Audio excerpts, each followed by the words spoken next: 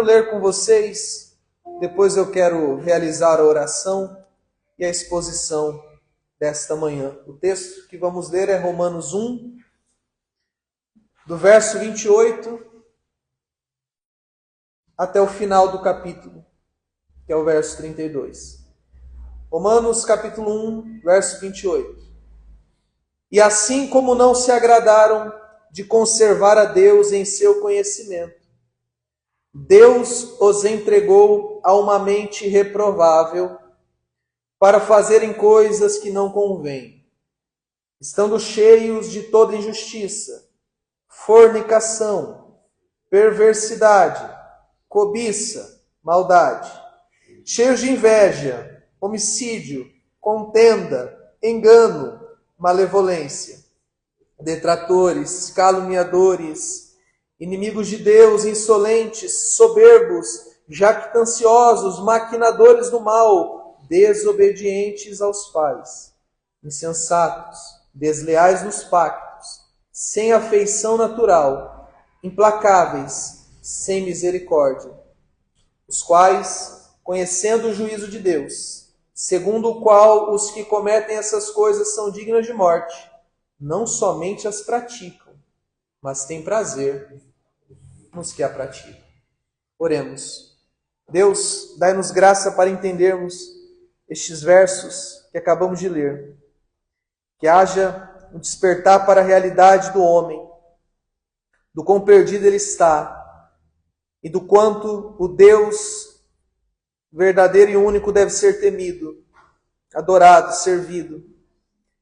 Que esta palavra, Senhor, nos revele a real condição humana depois da queda. Para o louvor da Tua glória oramos em nome de Jesus. Amém. Amém. Certo dia, eu fui visitar os meus pais. Para quem não sabe, os meus pais moram em Itapevi. E para chegarmos em Itapevi, partindo daqui, de trem,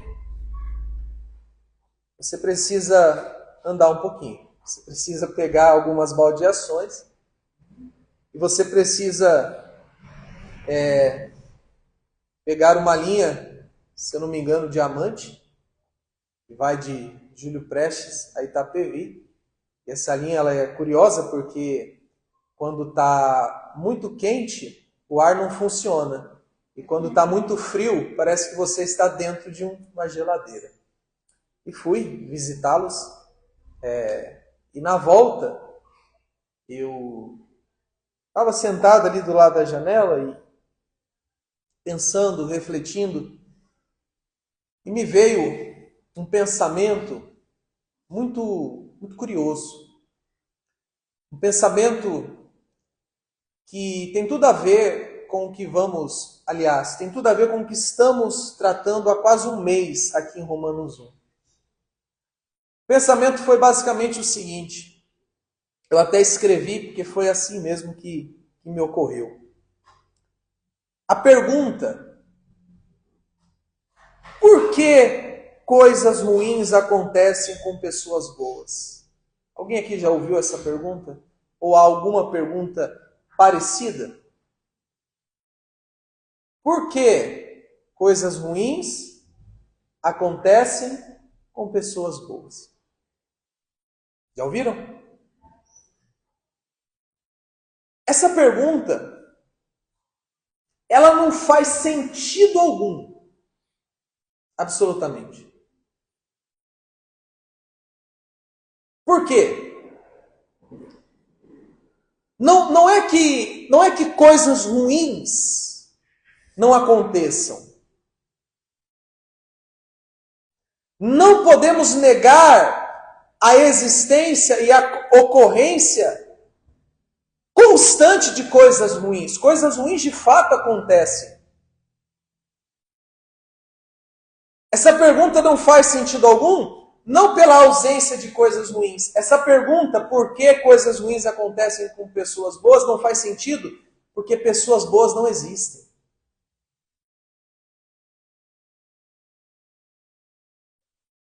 Ponto. coisas ruins acontecem.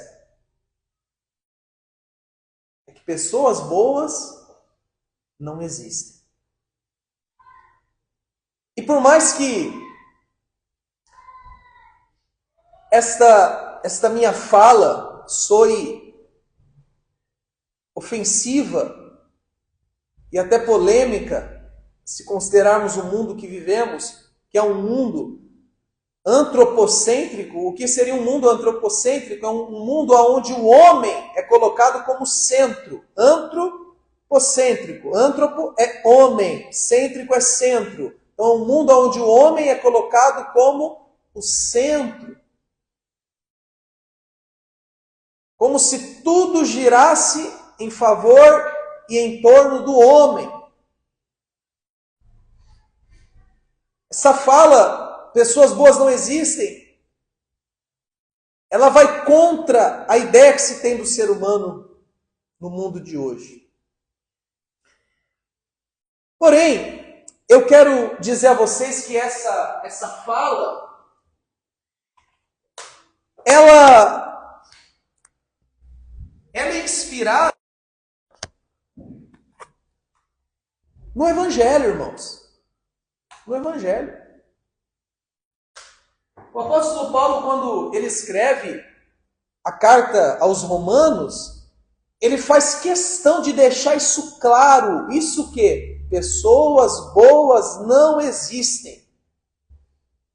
E ele deixa isso claro ao longo de toda a carta, mas especialmente no capítulo 1, no capítulo 2 e na metade do capítulo 3. Ele deixa claro que pessoas boas não existem.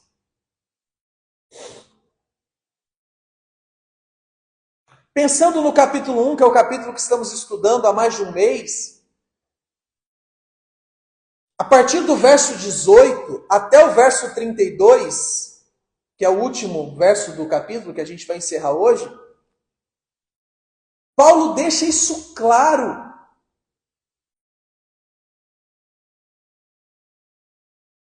E como que ele trata esse assunto? Primeiro dizendo que Deus se revelou. A quem Deus se revelou? A todos os homens. Como? Através da consciência, pois todos os homens têm um senso um senso moral, um senso do que é certo e um senso do que é errado, chamado consciência. E quem é que colocou esta consciência no homem? Deus, como uma maneira de se revelar ao homem. Só que Deus não apenas se revelou na consciência, Deus se revelou na natureza. Os céus proclamam a sua glória e o firmamento as obras de suas mãos. Aquilo que não podemos ver em Deus ou de Deus, porque ele é invisível, é revelado na obra da criação. E todas as tribos, raças, culturas, nações, todos os povos se deparam com o nascer do sol, com o pôr do sol, com a chuva, com as árvores, e tudo isso revela que há um Criador, um Deus que criou todas as coisas. Este Deus deve ser adorado, servido. E o que o homem faz diante dessa revelação? O homem rejeita, o homem despreza. O homem, apesar da revelação de Deus, decide viver como se este Deus não existisse. Alguns negam de forma verbal a existência de Deus. Deus não existe. Outros, apesar de confessar a existência de Deus, vivem como se ele não existisse. E o que Deus faz diante deste desprezo da parte do homem? Deus decide castigar o homem. Deus decide retribuir. Eu me revelei, vocês me rejeitaram? então eu vou retribuir. Eu vou castigar, eu vou punir. E como que ele faz isso? Lançando um raio na cabeça do homem, abrindo um buraco, engolindo o homem. Como que Deus retribui o homem? Vejam, entregando este homem na mão de Satanás. Como que Deus decide retribuir esse homem? Entregando este homem aos próprios pecados. A gente viu, deixa eu só relembrar aqui o verso,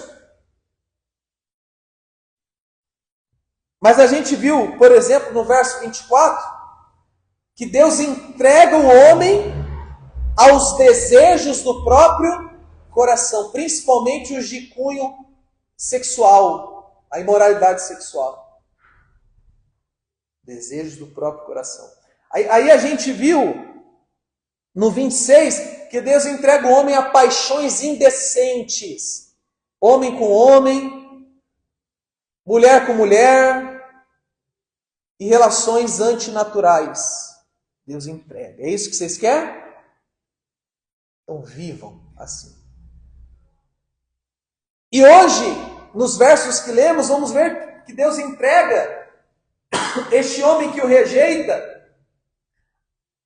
a uma mente reprovada, ao ponto desse homem chegar ao fundo do poço, no sentido do pecado, da sujeira, da imoralidade, da maldade, da perversidade. Ele vai listar aqui uma lista de mais de 20 pecados que Deus entrega ao homem.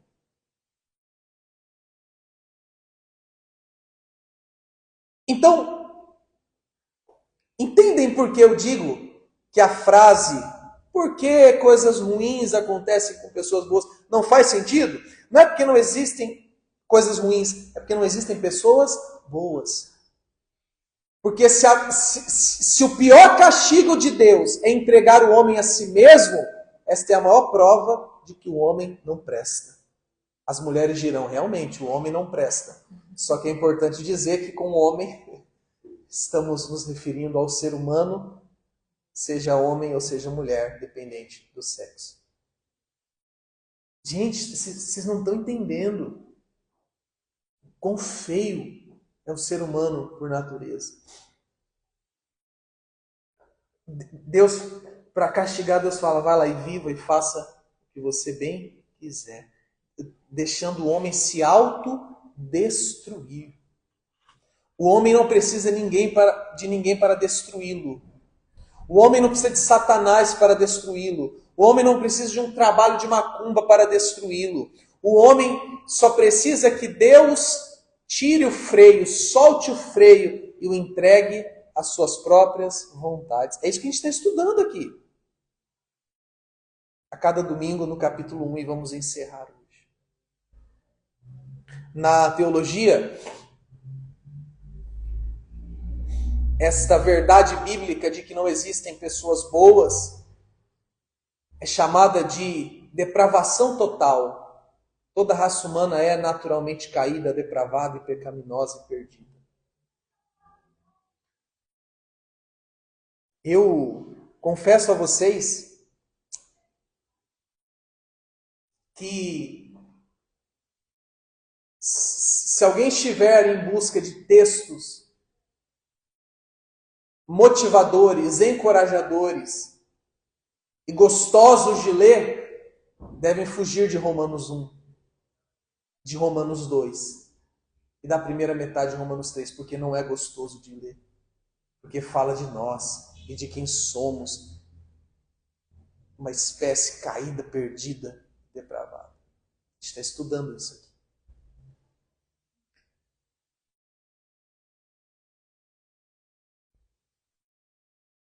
E você vai ver o fundo do poço quando Deus tira definitivamente o freio do homem. O verso 28 diz: e assim como não se agradaram de conservar a Deus em seu conhecimento. O que significa aí essa primeira parte do verso 28? Aquilo que a gente já viu durante todo o capítulo, desde o verso 18. Deus se revela como um Deus criador, um Deus bom, um Deus perfeito, e o homem não se agrada desse Deus, não quer esse Deus, não gosta desse Deus, não ama esse Deus, não respeita esse Deus, não honra esse Deus. Prefere viver como se ele não existisse. Qual é a consequência? Verso 28 ainda. Deus os entregou a uma mente reprovável. Veja. Terceira vez que aparece no capítulo 1 a expressão Deus os entregou. E aqui Paulo fala que Deus entregou esse homem que rejeita Deus a uma mente reprovável. O que seria isso? Uma mente, uma ideia, um pensamento, uma crença de coisas, de um desejo por coisas que Deus reprova, que vão contra a vontade de Deus. Uma mente totalmente obscurecida pelo pecado. Uma mente que enxerga o mundo de uma forma totalmente anti-Deus, antibíblica. É uma mente que olha o certo como o errado e o errado como o certo. É uma mente que tem os valores, enxerga os valores de forma invertida. Não é difícil a gente perceber isso na sociedade que vivemos. A sociedade que vivemos, o mundo que vivemos, tal como era na época de Paulo, possui na sua grande maioria uma mente totalmente reprovável aos olhos de Deus.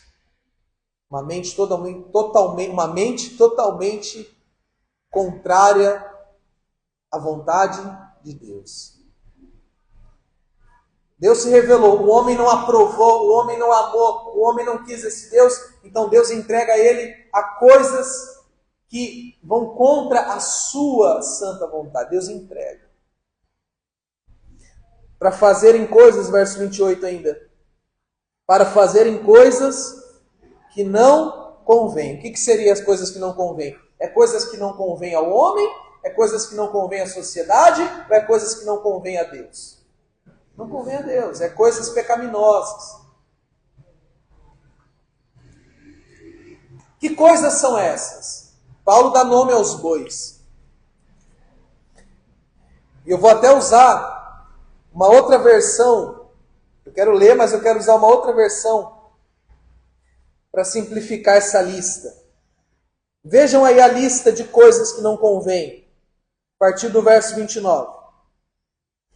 Estando cheios de toda injustiça, fornicação, perversidade, cobiça, maldade, cheios de inveja, homicídio, contenda, engano, malevolência, detratores, caluniadores, inimigos de Deus, insolentes, soberbos, jactanciosos, maquinadores do mal, desobedientes aos pais, insensatos, desleais nos pactos, sem afeição natural, implacáveis e sem misericórdia.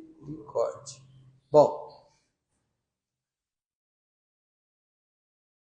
vocês não me querem? Vocês não me honram? Vocês preferem viver como se eu não existisse? Então eu vou deixar vocês seguirem a própria mente reprovável de vocês. E aí ele lista pela minha conta, 23 práticas pecaminosas que Deus entrega ao homem. Eu queria ver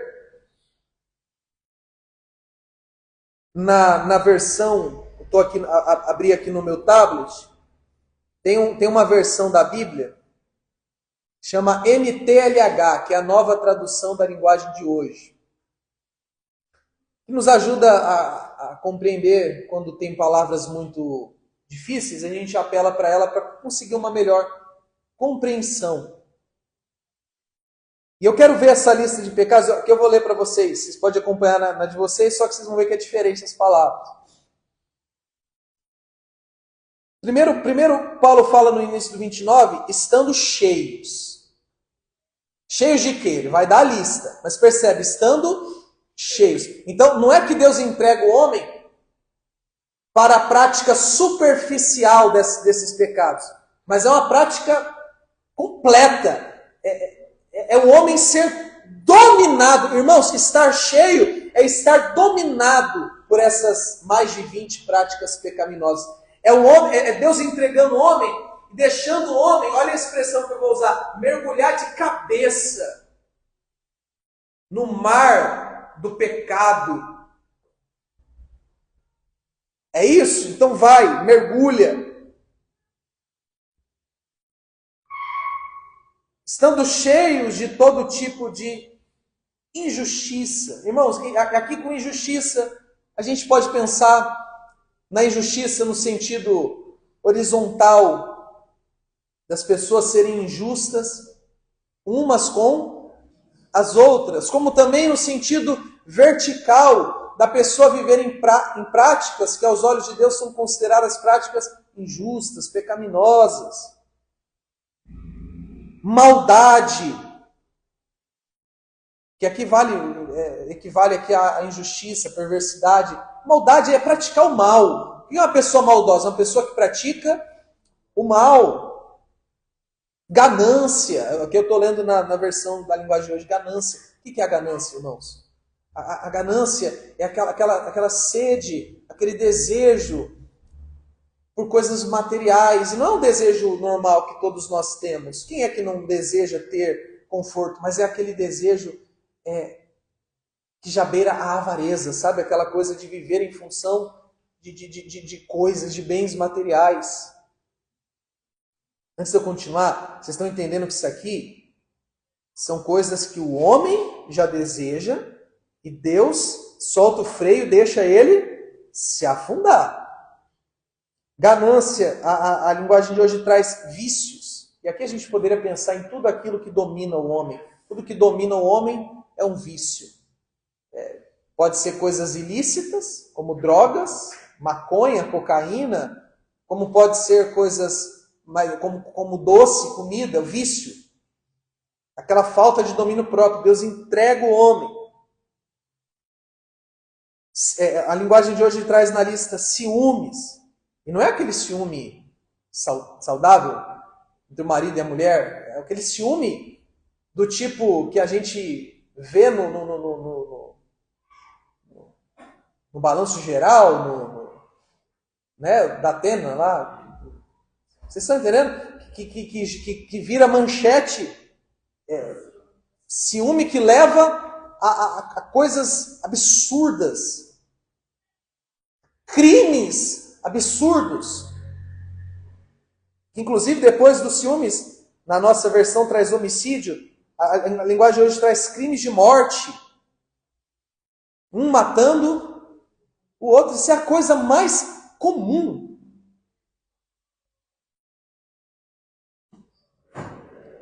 Brigas, mentiras, malícias. Caluniam e falam mal um dos outros. E não é o falar mal um dos outros num tipo de comentário. Do tipo assim, nossa, olha o sapato, o sapato feio que o outro está usando, parece sapato de palhaço. Olha lá, não é esse tipo de comentário, não. É falar mal no sentido de prejudicar. Sabe? De inventar uma mentira a fim de desmoralizar outra pessoa. De prejudicar, de acabar com a vida da outra pessoa. A linguagem de hoje ainda traz: tem ódio de Deus. Tem ódio de Deus. Eu não sei como é que está na nossa versão, mas na linguagem de hoje fala: tem ódio de Deus. Inimigos de Deus na nossa. Você sabe o que é isso, irmãos?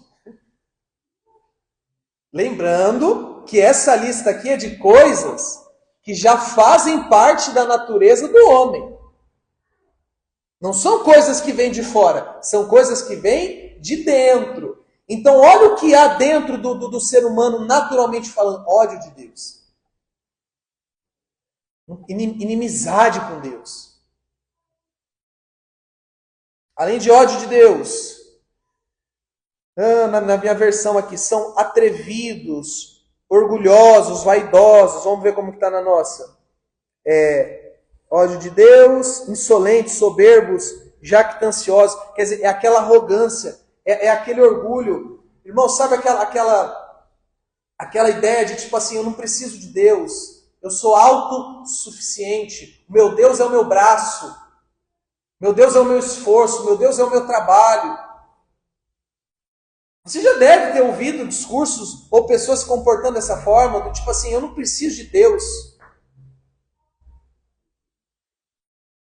E Deus entregando essas pessoas. Vai lá, vivam assim, me odeiem, vivam como se não precisassem de mim, vai. É Deus dando corda, é Deus entregando, é Deus castigando. Irmãos, isso daqui é Deus castigando o homem. Não é mandando um raio, não é abrindo um buraco, não é mandando Satanás, é deixando o homem se afundar nos próprios pecados. Tem um aqui que eu quero chegar.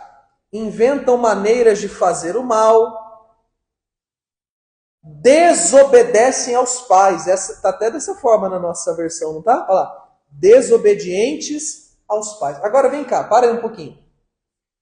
Quando Paulo fala desobediente aos pais, Paulo está pensando num marmanjo barbado que não obedece aos pais? Paulo está pensando em quem aqui? Pensem um pouquinho. A lista aqui, desobediente aos pais. Quem são? As crianças. Até porque um adulto, ele não deve obediência ao pai. Ele deve respeito, amor, consideração e honra. Mas aqui, desobediência. Quer dizer, o pai dá uma ordem, são as crianças. O que mostra que essa pecaminosidade, essa natureza caída, não é adquirida na adolescência ou na fase adulta. Ela já é algo nato, já é algo inato, já é algo nosso. Desde que nós nascemos, o salmista vai dizer: eis que em pecado fui gerado, em pecado me concebeu a minha mãe. Vocês já ouviram falar de doenças genéticas? O que seria uma doença genética? É uma doença que a gente herda dos nossos pais. Então não é que ela se desenvolve, não é que a gente a contrai igual uma gripe, por conta de um vírus, por conta de uma bactéria, por conta de um estilo de vida errado. Não, doença genética é algo com o qual nós já nascemos. Me corrige se eu estiver errado. É algo assim, nós já nascemos. O pecado, irmãos, é algo genético, por assim dizer. Começou lá em Adão. E todo descendente de Adão, toda a raça humana já nasceu com essa praga, com essa natureza pecaminosa. Por isso que é natural da criança desobedecer aos pais. É natural. Percebe que para a criança obedecer, o pai tem que ensinar a obedecer.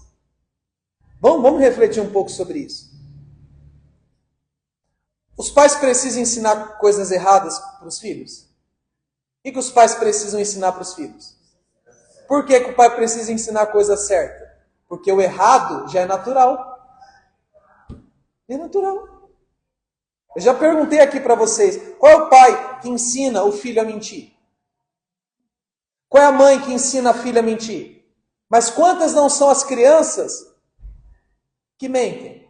Crianças criadas, eu vou dizer aqui, crianças criadas em apartamento, tipo assim, que não tem contato com outras crianças. Ah, mas tem a rede social, mas vamos pensar antes da rede social, antes. Fez uma arte, tem por natureza o costume de, não fui eu mesmo sendo. Quem é que ensina a criança a ser egoísta? Qual é o pai que fala, meu filho, jamais divida seu pacote de bolacha com alguém. tá? É seu. Ó, guarda aí, é seu, não dá para ninguém. Ó, esse brinquedo é seu. Se uma outra criança quiser pegar, você chora e dá uns tapas na mão dela. Algum pai ensina isso para a criança? Mas alguém já viu uma cena parecida? Quem ensinou? Ninguém. É natural. Você está entendendo a minha reflexão lá do início, lá do trem, voltando, lá da casa dos meus pais? Por que coisas ruins acontecem com pessoas boas? Não faz sentido porque pessoas boas não existem. Os coaches não usam esse texto para motivar pessoas, né? Os pregadores do Evangelho da Prosperidade não usam isso aqui para fazer promessas e dizer que o homem nasceu para vencer. Isso aqui é o retrato da humanidade que vive em rebeldia contra Deus. Acabou não. O 31, na nossa versão, diz insensatos, desleais nos pactos, sem afeição natural, implacáveis, sem misericórdia. Na linguagem de hoje diz, são imorais, não cumprem a palavra. Desleal no pacto é você firmar um compromisso e não cumprir. E a cada dia que passa, é mais difícil você encontrar pessoas que possuem palavra. Estou certo ou estou errado? Os mais antigos dizem que não havia cartório para... Não é que não havia, mas uma época mesmo não havia esse negócio como é que fala? Reconhecer firma. Como é lá o esquema lá do... Passar pro nome, né? Documentos, assim. Não, era tudo na palavra. É tudo na palavra. Hoje dá para fazer um negócio na palavra? Hoje dá? Você passa, ó, toma aqui meu carro, não precisa me dar, não tem documento, recibo nenhum. Eu confio que todo dia 20 você vai me pagar lá o dia que você... Não tem como. Porque essa lealdade, esse compromisso, irmãos, de honra entre as pessoas está cada vez mais escasso. O que mais? Desleais nos pactos. Tem uma palavra aqui interessante, ó, que na nossa é sem afeto, sem afeição natural, né? Na linguagem de hoje não tem amor por ninguém. O que é afeição natural? É aquele sentimento pelas pessoas, uma coisa que deveria ser natural, o amor, a empatia. Sabe o que é empatia? É se colocar no lugar do outro, aquele respeito, aquela consideração. Não tem. Não tem aquela afeição, aquele... É ódio, é rancor, é vingança. É tudo que Deus reprova. Não tem pena dos outros. Na nossa versão diz que não tem misericórdia. Quer dizer, não tem pena, não tem dó, não tem... Agora vejam só. Que a gente já vai concluir no verso 32. Essa lista do 29, do 30 e do 31 é uma lista de desejos, de pensamentos, de coisas naturais ao ser humano. Que quando este ser humano rejeita Deus, Deus entrega esse homem a si mesmo. E o homem se afunda no mar da iniquidade, do pecado, da sujeira. Já eu vou chegar nas aplicações. Mas vamos ver a continuação do verso 32. Isso aqui que é o mais triste, gente. É o verso 32. Vejam. Os quais, quer dizer, esses que rejeitam a Deus e vivem nessas práticas, conhecendo o juízo de Deus. Vejam, irmãos, conhecendo o juízo de Deus. O que significa isso?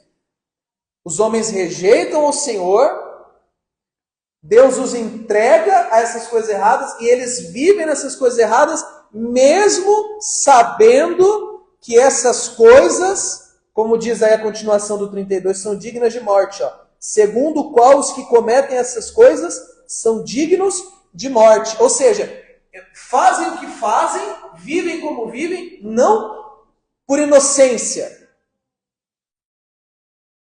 Por quê? Porque Deus se revelou.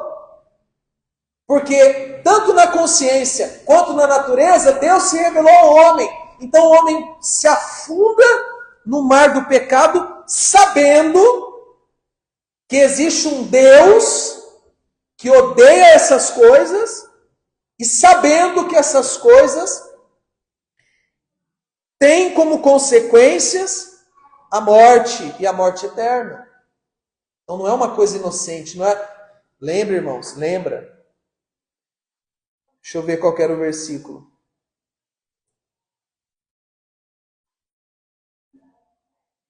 O versículo 20, ó. Lembra que vê que Paulo fala que os homens são indesculpáveis, ó. Verso 20. Pois as coisas invisíveis dele, quais sejam seu eterno poder e divindade, são claramente vistas desde a criação do mundo, sendo entendidas por meio das coisas criadas, de modo que os homens ficam inexcusáveis ou indesculpáveis. Ou seja,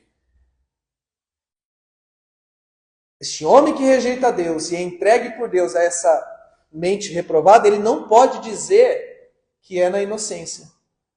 Paulo disse no 32 que eles têm consciência do juízo de Deus e de que essas coisas são dignas de morte. Mesmo assim eles fazem. E não apenas fazem, olha o final, é o mais triste, ó. Não somente as praticam, mas têm prazer nos que a praticam. Ou seja, não apenas vivem no pecado, mas ainda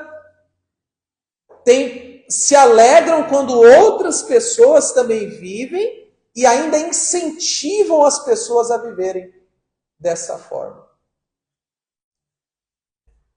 Não apenas praticam, mas também incentivam e aplaudem o erro. E assim Paulo encerra o primeiro capítulo da carta aos Romanos, mostrando que os gentios, os que não tinham a lei, os não-judeus, estavam perdidos. Estavam no fundo do poço. Tudo porque rejeitam a revelação gloriosa de que existe um Deus e esse Deus deve ser adorado. Bom, as aplicações aqui são diversas. Gostaria que vocês prestassem muito atenção no que eu vou dizer.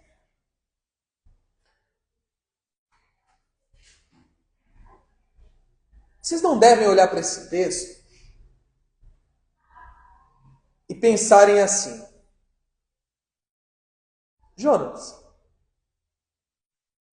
então quer dizer que, já que o homem é naturalmente assim, e eu sou um homem, eu sou um ser humano, então essas coisas podem fazer parte da minha vida? Está tudo certo, porque não tem o que fazer. Vocês não devem olhar para esse texto dessa forma. Porque isso aqui se aplica na vida daqueles que rejeitam a Deus. Certo? Como é que eu vou explicar para vocês isso? Como é que eu vou explicar para vocês isso? Vamos lá, deixa eu tentar. Tem duas pessoas. Duas pessoas. Um é crente em Jesus e o outro não. Duas pessoas. Qual das duas é, por natureza, pecadora? As duas. Dentro de quem? Dentro do coração e da mente de quem existe essa lista de coisas erradas? Das duas. Certo? Mas qual que é a diferença desse crente em Jesus e desse ímpio? Deste que crê em Deus e deste que rejeita. É a questão do freio. Em relação a este que crê em Jesus, Deus não permite que ele seja dominado por essas coisas erradas que já estão dentro dele. Mas Deus não permite essas coisas dominá-lo. Porque ele foi salvo por Jesus Cristo. Ele é um crente em Jesus Cristo. Então o pecado não tem mais domínio sobre ele. Então essa lista de 23 coisas, fora as outras que Paulo tinha tratado, não dominam essa pessoa. Porque essa pessoa está salva em Cristo. E este que rejeita Deus, Deus tirou o freio e deixou ele se autodestruir, para que ele, de alguma forma, se arrependa e seja salvo. Entenderam a diferença?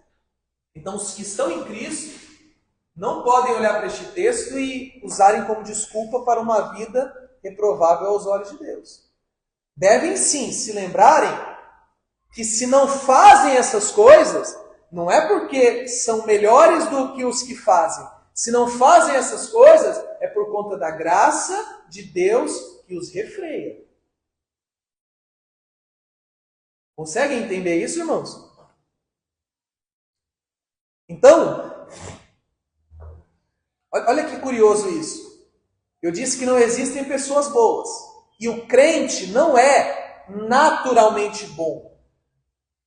A bondade que há no crente é fruto do Espírito Santo que habita no crente.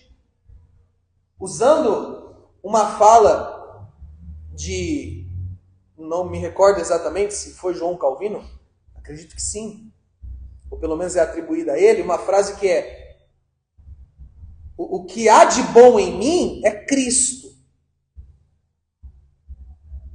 O que há de mal sou eu mesmo. Entende? Então, assim, a parte boa, as boas atitudes, os bons sentimentos, a boa vontade, o bom desejo, a mente correta, a honestidade, a fidelidade, o amor, a justiça, a integridade que há no crente, não é dele. É obra de Deus na vida dele. Entendem isso? Então não há por que se orgulhar do tipo, eu sou melhor do que os outros, porque não é você, é a misericórdia de Deus que está sobre você e que ainda não está sobre aquele.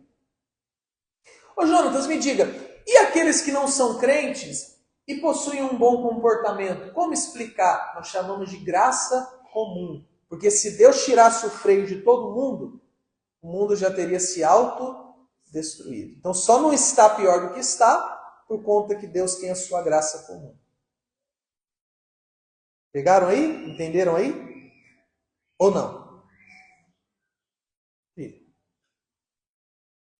Uma outra aplicação. Qual que é o castigo? E essa daqui é a terceira vez que eu trago ela, porque ela está presente desde o início do verso 18, lá quando a gente começou a estudar um mês atrás. Que é, o castigo para o que vive no pecado e não se arrepende é mais pecado ainda. Usam a cabeça para pensar nessa fala. O castigo para aquele que vive num pecado e não se arrepende é mais pecado ainda. Deus vai deixando se afundar cada vez mais. Uma outra aplicação importante. A humanidade está como está porque vive rejeitando o Criador, o Senhor, o único e verdadeiro Deus. Então assim, por que não há esperança para este mundo? Por que eu não acredito que uma manobra política, uma manobra econômica, um projeto social pode mudar este mundo? Porque este mundo está em constante rebelião contra Deus. E Deus vai deixar o mundo cada vez se afundar mais, porque o mundo não quer Deus. Entendem?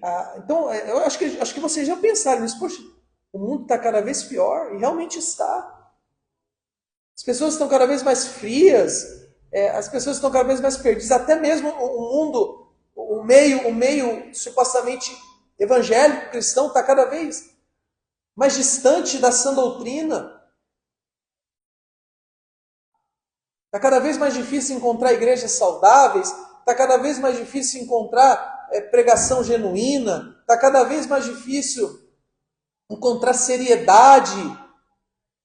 Por quê? Porque o mundo está cada vez mais em rebelião contra Deus. E Deus está deixando. Mas haverá um dia que é chamado como o dia do Senhor, o dia, lá no Antigo Testamento, o dia da vingança do nosso Deus, o dia em que Cristo vier em glória, arrebatando os crentes, que haverá o julgamento definitivo desse mundo, onde aqueles que não estiverem em Cristo serão punidos eternamente num lago que arde como fogo e enxofre, e isso de forma justa, porque mesmo Deus se revelando o rejeitado. E aqui, eu emendo numa aplicação que todos em algum momento já ouviram, mas é importante a gente sempre se lembrar que a humanidade está caminhando para o fim. E o fim, ele consiste em duas possibilidades. Uma é vida eterna com Deus na glória.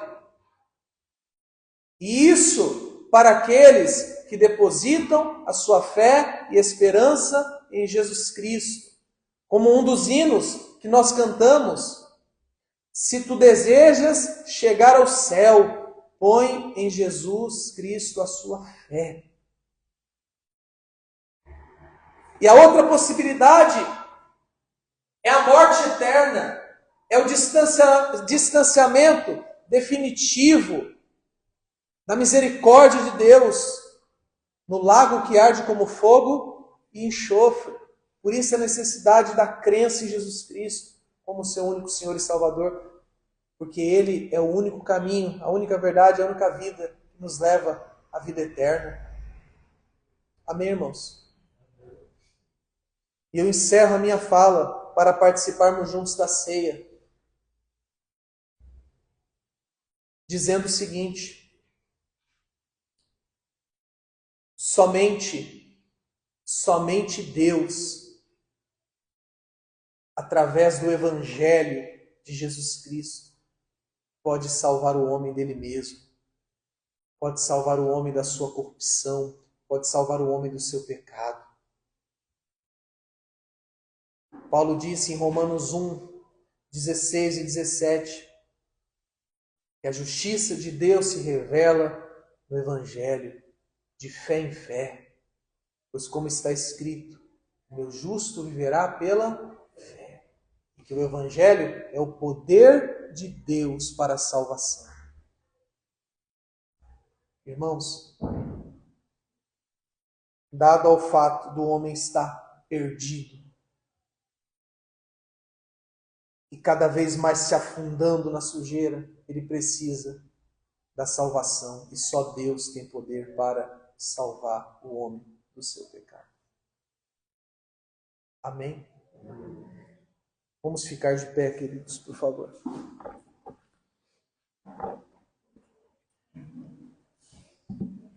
Eu quero, de verdade, convidá-los a um momento de reflexão, de oração, de confissão de pecados, de quebrantamento, de rendição a Deus em oração diante desta palavra que ouvimos. E depois convidá-los à mesa, à ceia, irmãos. A ceia nos faz lembrar que Cristo nos salvou. Devemos a Ele a nossa vida e devemos viver para Ele. Amém, irmãos? Vamos orar, queridos. Vamos orar, vamos orar. Vamos orar. Senhor,